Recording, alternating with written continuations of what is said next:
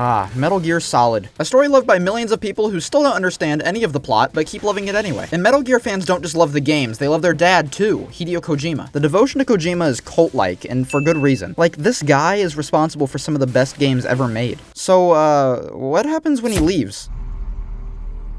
We're so back. Metal Gear Survive released in 2018 to immediately terrible reviews. The people that actually liked this game were hit with a bat and thrown in a cellar, and deservedly so. I mean, this game is an insult to like 25 years of world building by Kojima, a man who can do no wrong. At least, that's what everyone else said. But me, a professional gamer, what do we, decided to buy it for $30 real-life dollars and see how bad this game really was. So the game opens up with us in a casket, which turns into a flashback, revealing that some bad guys invaded our home, Mother Base. We save Venom Snake, the protagonist of the last Metal Gear game, get our arm taken by a wormhole, and then f***ing die. We're thrown into a character creator where chat assigned our name to be Miranda. F***ing Miranda? You can have any name in the f***ing world and you choose Miranda? What the hell is wrong with you? And then we get thrown into hell, where people named Miranda belong. After we wake up from a little snoozer, we talk to Good Luck. Call me Good Luck. I hate this guy. Who says he sent us here to find out what happened to the team of big buff dudes who came here before us. Basically, since we lost our arm to the wormhole, we were like the #1 contender to be sent here. Losing our arm apparently infected us with a hell parasite that would have turned us into a zombie on Earth. So, I guess we might as well go to hell instead. We walk through this building, meet a guy that's voiced by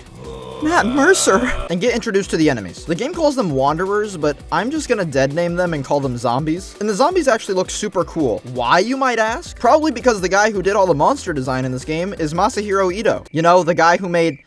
Guys, he made all the monsters in Silent Hill. Guys, come on, he made Based Triangle Head. Guys, please just listen to me. He's literally a god, and I have no clue why he's involved in this game. After we leave with Matt Mercer, we get to where most of the game will take place, a patch of sand. Our sand home has a bipolar AI with 2 voices named Virgil, they're both named Virgil, who talks like this. Welcome aboard Karen's boat, Captain. It has been 34 days, 9 hours. This is going to be the worst part of this game. This is the worst part in the entire f***ing game. You can't mute Virgil during any of the game. Check it on your iDroid. Shut the fuck up. And most of their voice lines happen during gameplay, so they're unskippable. Cool. So you're walking around with this shit. His name was Joel Martin. Blaring in your ears. Cool. But let's be honest, so far this doesn't sound that awful, right? What if I told you it took almost 2 hours to get through everything I just summarized? 2 fucking hours. I was able to cram pretty much everything you need to know into like, what, 2 minutes? So you're welcome. For this entire intro sequence, you basically don't get to play the game without it stopping you for a cutscene every 5 minutes. Cutscenes, which by the way, are so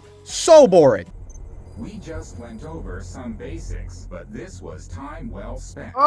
This is how most of the information is delivered in this game. This is a majority of the cutscenes. Konami makes $2.3 billion a fucking year. Anyway, let's look at what we can do at our sand village. With these benches, we can craft and repair gear, make weapons, and build buildables to build later. Some of this stuff is actually unironically cool, and as we progress through the game, we'll unlock more things to craft here. We finish up the tutorial by grabbing a data board so our bipolar sand home AI resident sleeper fridge can have memories of what's happening and why we're here. The AI tells us everything we just did for the past few hours didn't help at all. Sweet. Cool. We finally, after all this time, get to go off on our own. And our first non-tutorial order of business was to open a wormhole, which will bring your deepest terrors to life and will torment you for eternity. Just kidding. It lets us fast travel, which is vital because you have a stamina meter. Yes, the sequel to the game where your man could run faster than a fucking Lamborghini, Tesla, Ferrari, Ford has a limit to how much you can move. It starts off criminally low, but thankfully you can increase it with skills, something we'll touch on later. A bit after this, we're shown the fog. The fog is coming. The fog requires a gas mask to traverse through, and you only have a limited amount of time until you run out of air. This is actually kinda neat. It adds a little bit of spookiness to a game that's honestly way too bright for a supposed horror game. The problem though, it halves your stamina. Even at max level, at the very end of the game, you can't run for more than like a few seconds. It's so obvious that this is just to pad out game time. I mean, what other point could there be to smashing my character's legs in with a lead pipe and subjecting me to stamina management torture? Okay, so now that we're out of the fog, it's time for a change of pace. This game has co-op, which is probably what stopped me from uninstalling it like 2 hours in. You have to do the entire tutorial to unlock co-op, so I had to drag 2 other poor souls through this garbage. We completely failed the first time we tried co-op. You're running away from the enemy. Yeah, because I have like 5 health. You have half a bar. I can see you. Oh, it's so Jover. It's so Jover. Bro left! Bro left me! And chalked it up to being too underleveled. We went back to single player, did some grinding, and came back hungry for the victory royal.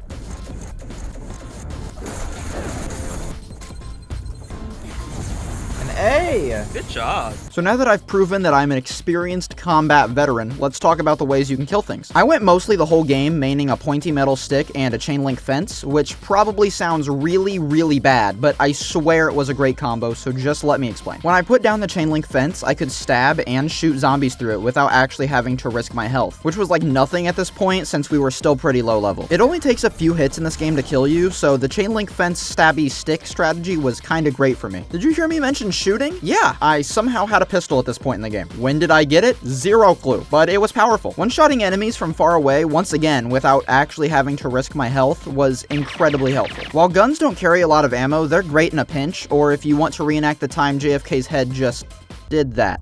Molotovs also work great through a fence, especially whenever they're piling up and are just about to break it. The chain link fence truly was the GOAT of this game, and the feeling I got from stabbing through it just tickled my brain in the right ways. Anyway, enough fence spear simping, let's get back to the co-op talk. This genuinely was probably the best part of this game. Everyone and their grandma knows that making dead people more dead with your friends is just an unbeatable formula for a good time. The way Metal Gear Survive handles co-op, like most everything in this game, isn't perfect. You can't play the main story with your friends, even though that obviously make the game 100 times more fun, but what you instead get are these instanced missions where you protect a wormhole generator. So, I'm not a Metal Gear Survive lore handler, so please excuse me if I get anything wrong here about worming your hole, but what I know is the longer you keep this wormhole open, the more points and rewards you get. And to keep the wormhole open, you have to protect the generator from waves of enemies. Waves, which, of course, get harder and harder. You can craft ammo and other things near the wormhole generator. God, I'm getting tired of saying wormhole generator. And also put down fences and other doohickeys to help survive the hordes. Genuinely, if this game was just a whole lot of this, and it didn't carry a Metal Gear name on the box, it probably would have been up there with World War Z or Back 4 Blood. You know, zombie games that aren't even close to perfect, but you can get on with some friends and it'll probably be fun. But, sadly, we live in a world where Metal Gear Survive is a game that exists in its current state. So let's move on, because I've praised the co-op enough for now. By now, you're probably wondering who's in the corner with a timer next to them looking exhausted and tired. That person, dear viewer, is me. You see, I had the incredibly bright idea of playing through this entire game in one sitting, just to get through it. For you may not know this, but I have tried numerous times to finish Metal Gear Survive, but always found the intro too boring, or got busy with something that was actually fun to try. So you might think that streaming for 14 hours straight to finish a game that basically nobody likes might be torture, but it actually wasn't that bad, and I'll get into that later. What is bad, however, is the story. Since we last talked about the story, I rescued a pig, a kid named Chris, and a girl that's in a full nurse outfit for some reason. But what's even better is her name. Yeah.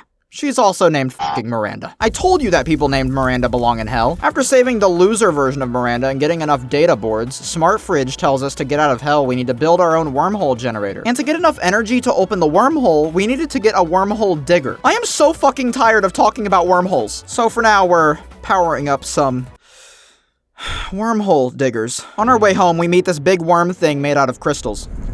What the is that?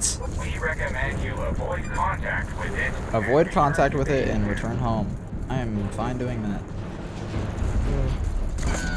His name, the Lord of Dust, and he's the main bad guy of the game, despite him literally doing nothing except walking around. He also looks sick as fuck. I mean, maybe we're supposed to be mad at him because of his drip? I don't know, man. I'm just here to play the game and complain. Since we're already talking about monster drip, let's get into the different types of zombies we get to fight. So there's the bomber. This guy's an asshole. If you don't kill this guy before he gets close, you might as well just give up. Your health bar will pretty much drop to 0 if he sneaks up on you, or he'll destroy the objective if he gets in with a group of walkers. The good news, however, is that you can use them to your advantage to blow up entire hordes of enemies if you shoot them at the right time. Shooting them in the big bulb-looking thing will barely do any damage. Oh, no. You want to go for the legs. Capping this guy in his supple little toes will make him completely stop moving and deal loads of damage. Shooting him in the legs to make him stop, waiting for a horde to get around him, and finishing him off so he explodes all over everyone is the strategy here. Most of the time you won't have the time to do this though, so just make sure he doesn't get to whatever objective you're defending or close to you. Armored zombies are also here, just like in every other zombie game. This fella is fully caked up with armor, and the best way to get rid of him is to punch him in the back, which rips off his helmet for some reason, and then tickle his head. The last notable type that we'll talk about is the mortar. Oh, this guy sucks. This guy sucks ass. I hate him. He has a machine gun that can tear you in half from miles away, and a shotgun that can kill you if you get close up. So how the hell do you kill this guy? Well, you better pray that you have some ammo, because your melee weapon isn't gonna do anything when you're dead on the floor. If they just had these few buffs, maybe they wouldn't be that bad. But you might be wondering why they're called mortars if they just have some normal guns. Well, bad news. They shoot grenades too.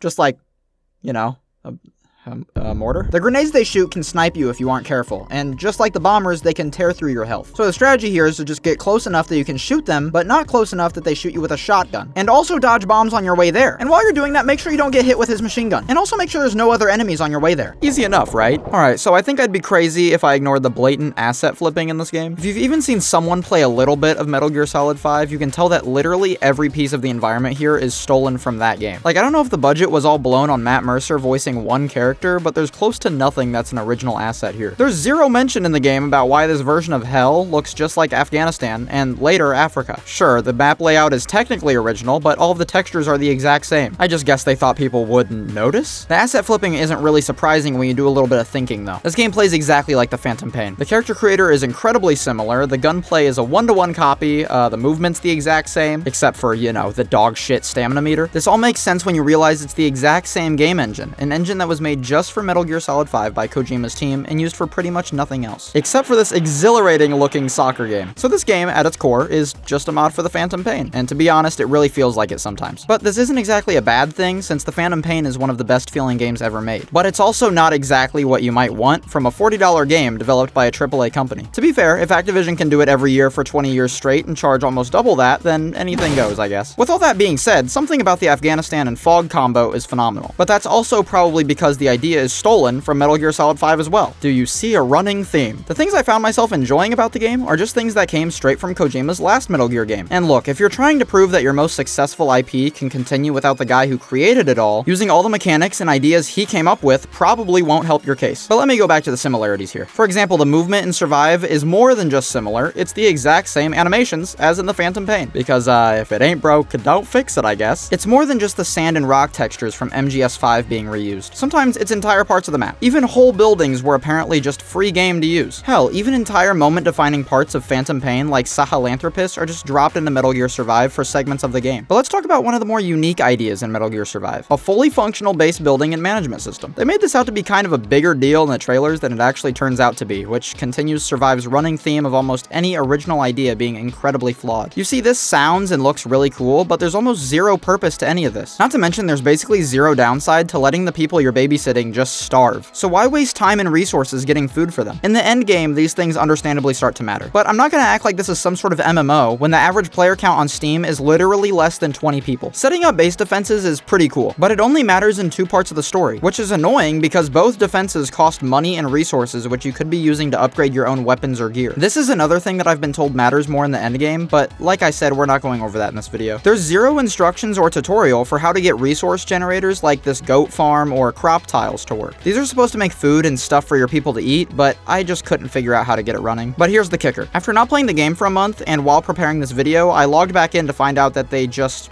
worked now.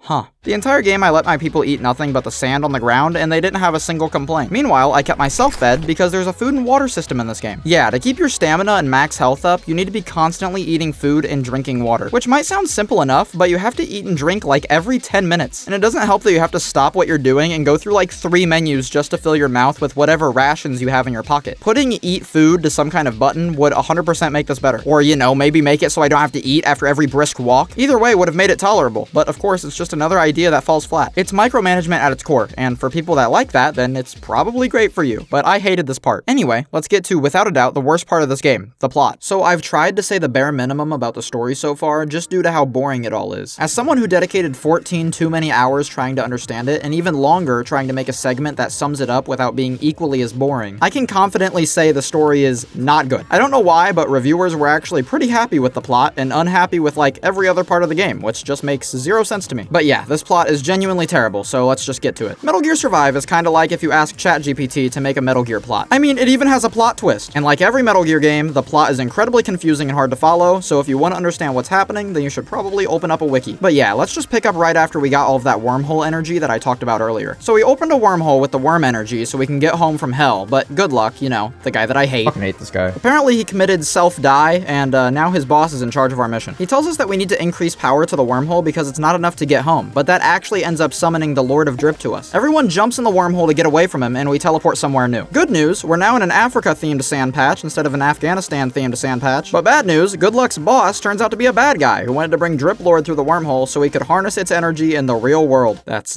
not cool. So we decided we're gonna use a Metal Gear to kill Lord Drip. Specifically, Sahelanthropus from Metal Gear Solid 5. You know, the one I talked about earlier. Once again, and I feel like I need to reiterate this, the guy has done literally nothing but walk around. So after a 15-minute survival horde mission that I cheesed by hiding behind a rock, we wormhole Sahelanthropus back to our dirt patch to kill John Drip. Also, we're now back in our Afghanistan sandfront property. Before our big fight, we send Chris home because we don't want him to die in the heat of battle. Because for some reason, the child gets to go home and we have to fight a worm. After putting the kid in the sky hole, we shoot Lord Drip with our beam. But apparently that can't kill him because, and I swear I couldn't make this up if I tried, he doesn't know what the concept of death is. What? But don't worry guys, our smart fridge has a genius idea. It's gonna fly inside of Worm Guy and reveal the concept of death to it so that we can kill him. We kill him for the second time now, and he actually dies this time. And you know, just to clarify, we're in his home. He lived here, and we just invaded the worm dude's land and shot him with a goddamn laser. Which brings us to the plot twist, because remember, this is a Metal Gear game. The thrilling twist reveals that Chris, the child, was actually Good Luck all along. And when we sent Chris through the wormhole, it sent him back to Earth, but it also sent him back in time, which explains the age difference. Yeah, I'm not kidding. There's a lot of stuff I skipped over because it's just completely unnecessary to understand the main point, which is why I just called it stupid and convoluted earlier. So thankfully this story isn't canon to Metal Gear, but even if it was, who gives a shit? Look, go ahead and put me on a cross, but there's so much stuff that's way dumber in Metal Gear than this. This is a series that has had literal vampires, ghosts, a girl who can't wear clothes because she apparently has to breathe through her skin, a fire demon that chases after you, a psychic spy that reads your PS1 memory card, a guy who is named, and I shit you not, Hot Coldman. You get the point. So now that I'm done explaining the awful plot, I can get to the part that will make the comment section drive a metal stake through my heart. I, kinda had fun playing Metal Gear Survive.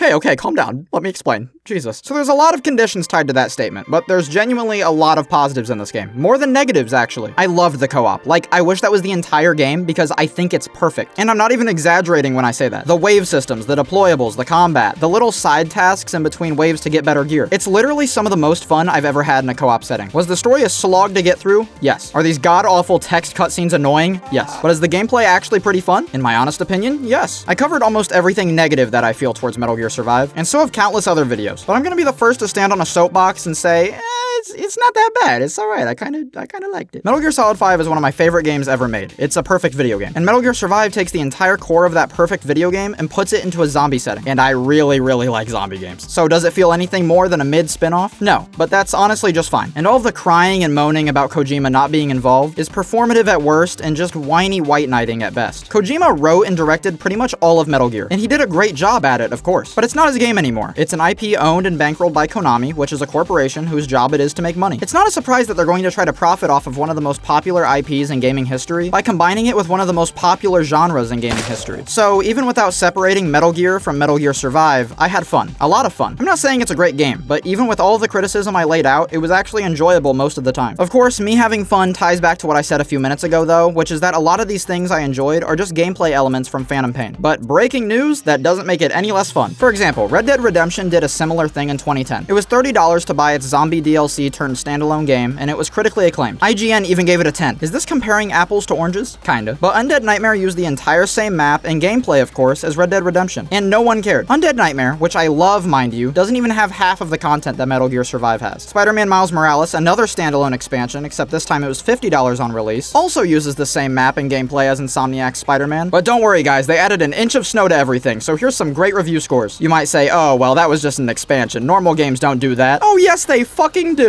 2013, Saints Row 4, a full $60 game. Uses the entire same map and identical gameplay as Saints Row 3. Gets tons of great reviews. Holy shit, even the latest Action Game of the Year winner reused the entire map from its predecessor, which was already more than half a decade old at the time. Look, I'm not saying this is a problem that needs to be solved or some nerdy cornball shit, but what I am saying is that this isn't a valid criticism of Survive, unless you're gonna hold a game like Tears of the Kingdom to the same standards. Games have been reusing assets and gameplay elements since forever, and while a lot of Metal Gear Survive's asset reuse use can be questionable, the zombie game twist that it brings to the Metal Gear formula prevents it from being able to be called an asset flip. This is a spin-off game, kinda like Far Cry Blood Dragon. So let's get down to brass tacks. Metal Gear Survive only gets the hate and bad reputation it gets because Kojima fans are some of the whiniest people in the gaming sphere. And I say that as a massive Kojima fan. While Metal Gear Survive is pretty close to the definition of mid, it's perfectly serviceable and was kinda fun. I'm glad I played it. Now, would I play it again? Hell no. But what I would do is play the endgame. So maybe if this video does well, I'll cook up a little analysis of it. Anyway, I gotta go.